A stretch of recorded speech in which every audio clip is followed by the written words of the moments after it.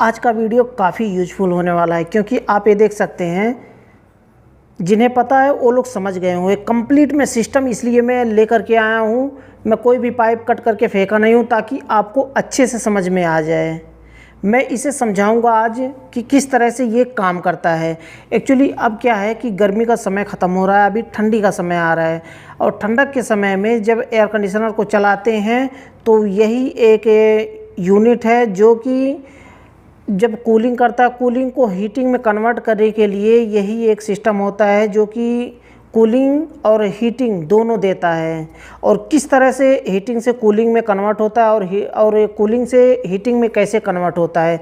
इसलिए देखिए पूरा सिस्टम में पाइप कट नहीं किया हूँ ताकि अच्छे से मैं समझा सकूँ कि अगर नॉर्मल यूनिट है आप उसे हीटिंग कैसे बना सकते हैं। और अगर आप हीटिंग है और मैं क्यों निकाल दिया हूँ, क्योंकि ना ये ख़राब हो चुका था, 4-वे रिवर्सिंग वाल्व ख़राब हो चुका था और उस समय साइड पे मैं गया था और वहाँ पर मेरे पास नया नहीं था। इसलिए मैं सिस्टम को नॉर्मल सिस्टम बना दिया जो कि हीटिंग और कूलिंग था, लेकिन मैंने उसे कूलिंग सिस्टम बना दिया। अब ये मेरे पास है, अगर वहाँ से फिर से कंप्लेन आता है कि मुझे हीटिंग और कूलिंग दोनों चाहिए, तो फिर से मैं इसे चेंज करके मैं उसे हीटिंग और कूलिंग यूनिट बना दूंगा। तो आज मैं कंप्लीट इसे समझाने वाला हूँ कि किस तरह से काम करता है और किस तरह से ये गैस को ट्रांसफ़र करता है दूसरी लाइन में, तब वहाँ पर कूलिंग की जगह हीटिंग देने लगता है। तो चलिए इसे हम प्रैक्टिकल सीख लेते हैं कि किस तरह से काम करता है। अब यहाँ पर आप कंप्लीट इसे देख लीजिए, तब आपके समझ में आएगा कि किस तरह से ये पूरा सिस्टम है और किस तरह से काम करता है। देखिए 4-वे वाल्व में 4 लाइन है। अब 4 लाइन पहले आप देख लीजिए, उसके बाद समझ में आएगा। अब देखिए यहाँ पर है ना, ये मैं थोड़ा कैमरा इधर कर लूँ ताकि अच्छे से समझ में आए। एक ये लाइन, दूसरा लाइन बीच में और एक तीसरा लाइन है। अब ये तीसरा लाइन है जो इसे मैं देखिए पाइप कट किया हूँ, और बीच वाला लाइन है ना, ये लाइन है बीच वाला, और ये किनारे वाला लाइन यहीं तक है। मैं इसे यहीं से ब्रेजिंग से मैं इसे निकाल दिया हूँ। और ये चौथा लाइन ये रहा।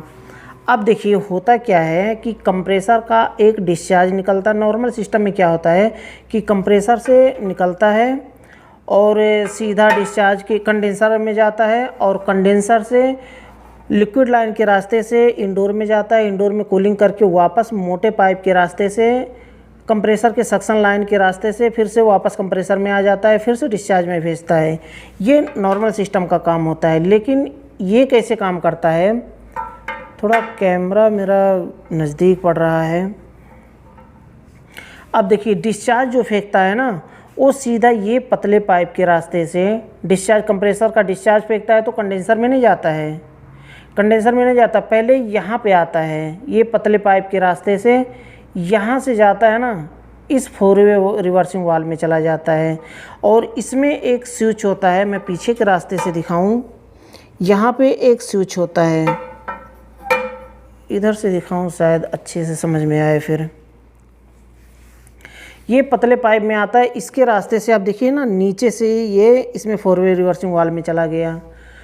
अब यहाँ से क्या है कि अब इसमें 3 लाइन है। अब रेफ्रिजरेंट किधर जाएगा, तो ये जो एक किनारे वाला लाइन है ना, यहाँ से, क्योंकि इधर ना जो स्विच होता है, ये मैं समझा दूँ आपको, ये होता है, ये देखिए इसमें मैग्नेटिक एक कॉन्टेक्टर लगा हुआ है जो कि कॉइल लगा हुआ है। ये कॉइल काम करता है स्विच को इधर उधर करने के लिए, ये जो कि 220 पर करंट पर काम करता है। मैं इसे कट कर दिया हूँ, 220 का करंट इसमें आता है। और ये क्या होता है कि इसको स्लाइड कर देता है, एक बार इधर, एक बार ये साइड में स्लाइड करता है, एक बार ये साइड में स्लाइड करता है।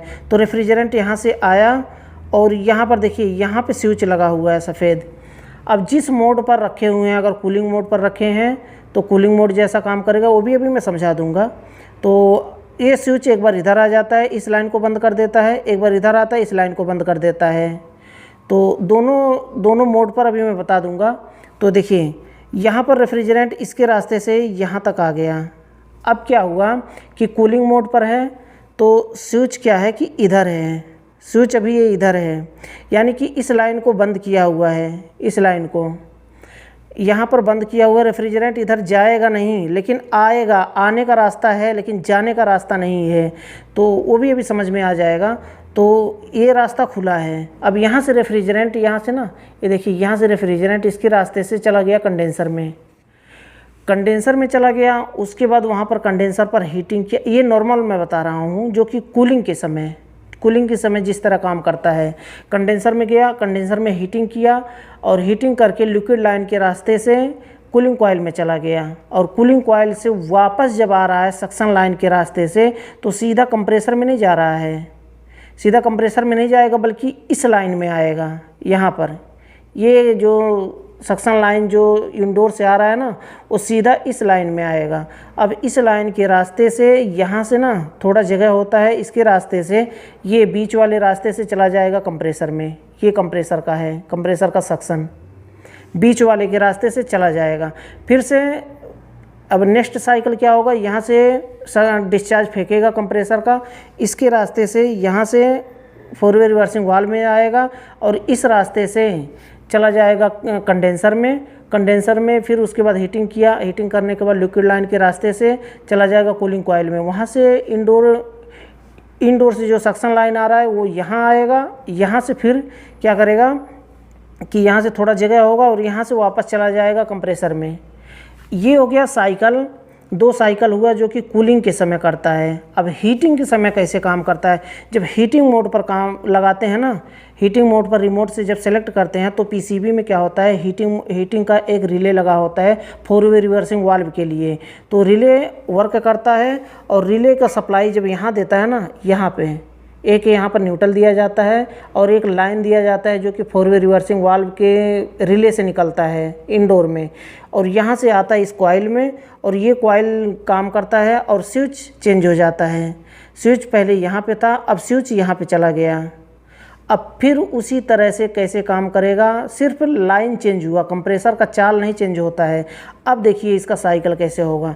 यहाँ से डिस्चार्ज फेंका, डिस्चार्ज के रास्ते से यहाँ आया, यहाँ पे 4 वे रिवर्सिंग वाल्व में नीचे से दिख रहा है ना, इस यहाँ पर आया। अब यहाँ पर पहले क्या हो रहा था कि यहाँ पर जा रहा था ना, अब ये लाइन बंद है। अब इस लाइन के बदले अब इस लाइन में चला गया, यानी कि ये कहाँ से आ रहा है, ये आ रहा है कूलिंग कॉइल से, इंडोर से आ रहा है ना। अब यहाँ पे सीधा चला गया ये इंडोर में। अब इंडोर में जब गया तो इंडोर में जाहिर सी बात है कि पहले ये कंडेंसर में जा रहा था, वहाँ पर हीट कर रहा था, अब इंडोर में जा रहा है, इंडोर में हीट करेगा। रास्ता चेंज हो गया, जो कंडेंसर में हीटिंग होता था अब वो है इंडोर में हीटिंग हो रहा है। इसके रास्ते से चला गया इंडोर में, इंडोर में हीटिंग किया, हीटिंग करने के बाद फिर से वो डिस्चार्ज लाइन के रास्ते से आ गया कहाँ, अब यहाँ पर देखिए कि किस तरह से आ रहा है। अब फिर कंडेंसर तो यहाँ पर जुड़ा हुआ है, क्योंकि अब हीटिंग करेगा इंडोर में। उसके बाद ना पहले तो लिक्विड लाइन गर्म होता है, यानी कि नॉर्मल होता है। अब लिक्विड लाइन ठंडा होगा और सक्शन लाइन गर्म होगा, उसके रास्ते से कंडेंसर में आया। कंडेंसर के रास्ते से ये पाइप कंडेंसर में जुड़ा हुआ है, पाइप चेंज नहीं होता है, पाइप जहाँ एक बार जुड़ा है उसी तरह से काम करता है। सिर्फ ये 4 वे रिवर्सिंग वाल्व अपना स्विच बदलता है बस। और ऐसा नहीं कि हीटिंग के समय हमें पाइप चेंज करना पड़ता है या फिर गैस डालना पड़ता है, दूसरा कुछ भी करना पड़ता है, कुछ भी चेंजेस नहीं करना पड़ता है, सिर्फ ये अपना स्विच बदलता है। इसी तरह से काम होता है। कंडेंसर में आया, कंडेंसर से ये इसके रास्ते से रेफ्रिजरेंट आ गया यहाँ पे आया और बीच वाले के रास्ते से फिर से कंप्रेसर में चला गया। सिर्फ यही 2 लाइन है जो कि चेंज होता है, जो कि इसमें स्विच लगा होता है सफ़ेद कलर का प्लास्टिक का। एक बार ये लाइन को बंद कर देता है, एक बार इस लाइन को बंद कर देता है। बीच वाला लाइन जो है ना, ये कंप्रेसर में जा रहा है, ये बीच वाला लाइन ये कंप्रेसर में जा रहा है, कंप्रेसर के सक्शन में। सिर्फ ये लाइन है, एक इंडोर में जा रहा है और एक कंडेंसर में जा रहा है। बस इतना सा ये प्रोसेस होता है इसका 4 वे रिवर्सिंग वाल्व का। मुझे लगता है कि आपको समझ में आ गया होगा। और भी ज़्यादा जानकारी के लिए आप मुझे कमेंट करिए, मैं इसे कट करके दिखाऊंगा कि इसके अंदर क्या होता है, आखिर किस तरह से रेफ्रिजरेंट का चाल बदलता है। एक बार इसमें कर देता है, एक बार इसमें कर देता है। और मैंने जो है ना ये जो इसमें कॉन्टेक्टर लगा हुआ है, ये कनेक्टर, आप इसे कनेक्टर भी कह सकते हैं या फिर आप इसे स्विच भी कह सकते हैं, जो कि काम करता है। इसे स्विच एक बार इधर करने के लिए स्विच का काम करता है। ये मैग्नेट इसमें होता है जो कि बेंडिंग जैसे होता है ना, जैसे रिले में बेंडिंग होता है उसी तरह से इसमें भी बेंडिंग होता है। ये काम करता है, इसमें मैग्नेट बनाता है और इसको चेंज कर देता है स्विच को। तो इसी तरह से ये काम करता है। मुझे लगता है कि 4 वे रिवर्सिंग वाल्व को लेकर के आपका कन्फ्यूजन दूर हो गया होगा, आपको समझ में आया होगा कि किस तरह से 4 वे रिवर्सिंग वाल्व काम करता है। अगर वीडियो पसंद आया हो, आपके लिए यूज़फुल रहा हो, तो वीडियो को लाइक ज़रूर कर दें। लास्ट में बताना चाहूँगा, चैनल को सब्सक्राइब नहीं किया है तो चैनल को सब्सक्राइब कर लें और बेल आइकन को प्रेस करके ऑल पर क्लिक कर लें, ताकि जितनी भी वीडियो मैं बनाऊँ आपको सबसे पहले नोटिफिकेशन मिल पाए और वीडियो को देख पाएँ सबसे पहले। तो आज के लिए बस इतना ही था। अगली वीडियो में फिर जल्दी ही मिलते हैं एक नए टॉपिक के साथ।